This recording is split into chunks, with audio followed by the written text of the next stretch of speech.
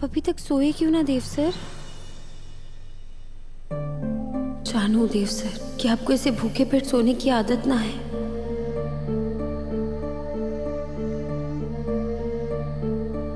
काश मैं आपके लिए खाने का कोई इंतजाम कर पाती।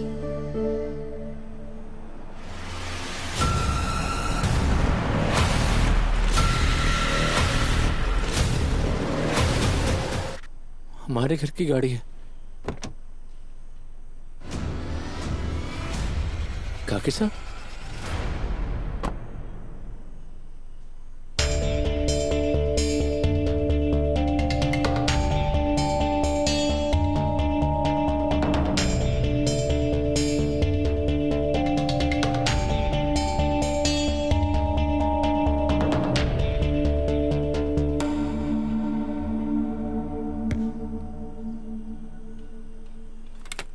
अरे ऐसे दीदी निकाल कर क्या देख रहे हो हमारे को तुम दोनों? हाँ,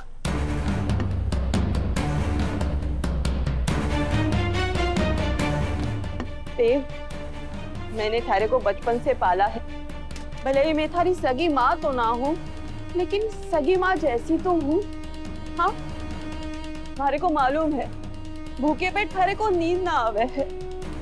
सवेरे से थारे को एक निवाला खाने का मौका ना मिला होगा। पहले घर से निकाल दिया, फिर बाद में ऑफिस से निकाल दिया थारे को। हाय भरा राम जी, देखो तो कितना चेहरा उतरा हुआ है हमारे छोरे का।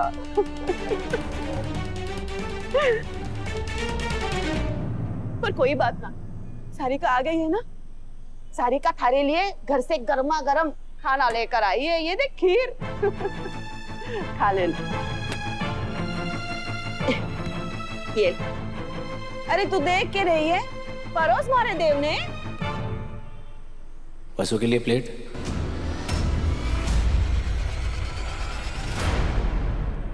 तू बहुत ही भोला है देव। अरे जिस चोरी की वजह से थारा घर बार रिश्ते नाते सब छूट गए, थारे को उसी की पड़ी है। हाँ, बहुत देर से भूखा रहने से ना थारा दिमाग चलना बंद हो गया होगा। एक अन्न का दाना थारे पेट में चला जाएगा ना, तो थारे को समझ में आ जाएगा कि इस झमेले से निकलना कितना आसान है। चल ना, चल जल्दी से खा ले, घर चल। भाभी सा से माफी मांग लेना। अरे भाभी सा तो थारे को माफ करने के लिए तैयार बैठी है। हाँ,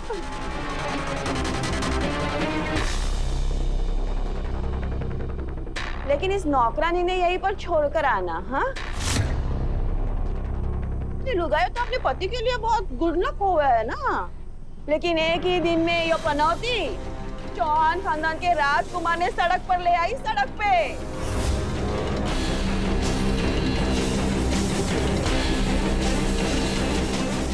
ओ पनौती मैडम, रोना तो हमने चाहिए।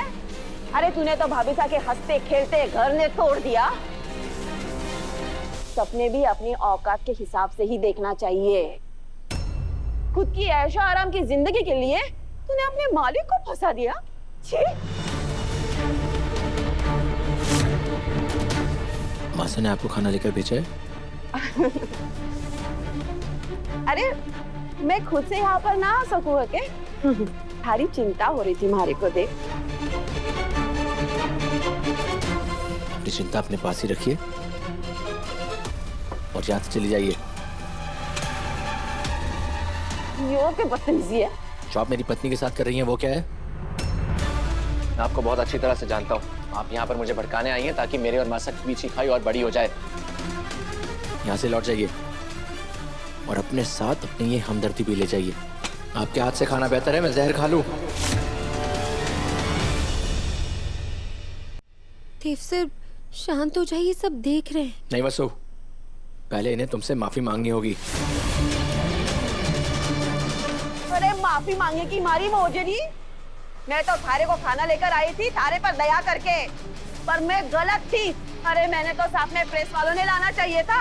अभी तक तो यही खबर बाहर फैली हुई है कि भाभी सा ने अपने लाडले ने घर से और अपने बिजनेस से बाहर कर दिया है। जरा लोग ये भी तो सुन लेते कि इतने बड़े घर का वारिस चौहान खानदान के सीईओ ने एक भिखारन नौकरानी के पीछे खुद ने सड़क छाप बना लिया।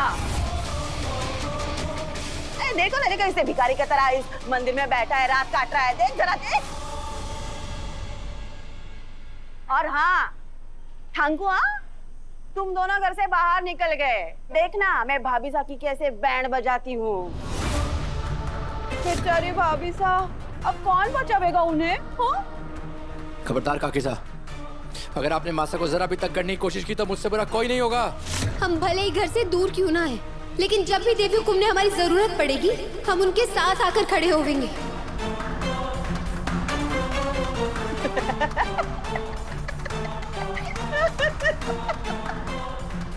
अरे बातें ऐसे करो जो हजम हो जावे।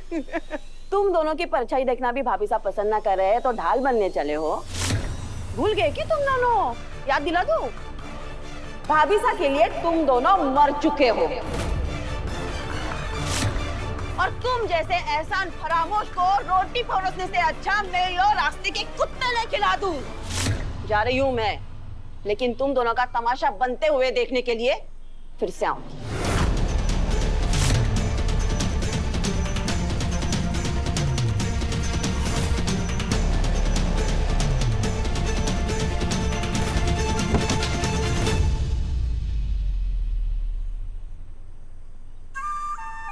सब बहुत अकेली पड़ गई है बस।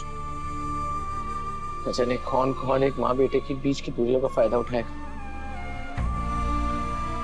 सब हमारी वजह से हो रहा है देव सर। ना आपकी हमारे से शादी होती, ना यूं नौबत आती। माफ कर दीजिए हमारे को। सूप, अगर अगले 7 जन्मों में कोई मुझे 700 ऑप्शंस भी दे तो मैं तुमसे ही प्यार करूंगा, तुमसे ही शादी करूंगा। तुम अपने ऊपर कोई भी बोझ मत लो, इसमें तुम्हारी कोई गलती नहीं है। इनफैक्ट तुम्हारी वजह से जो भी हो रहा है उसका तो मैं कब से इंतजार कर रहा हूँ। हमारी वजह से क्या होगा देव सर? वसु, हमारा अपना घर बसेगा, हम एक नई जिंदगी की शुरुआत करेंगे। वो जिंदगी जो तुम्हारा और मेरा सपना है।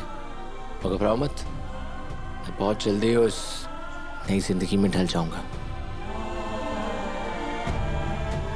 आज भले मेरी बीवी भूखे पेट सो रही है, लेकिन दोबारा ऐसा कभी नहीं होगा। मैं कल ही नौकरी ढूंढूंगा और एक अच्छे पति की तरह कमाकर तुम्हें सारी खुशियां दूंगा। ये तुम्हारे धनी का वादा है।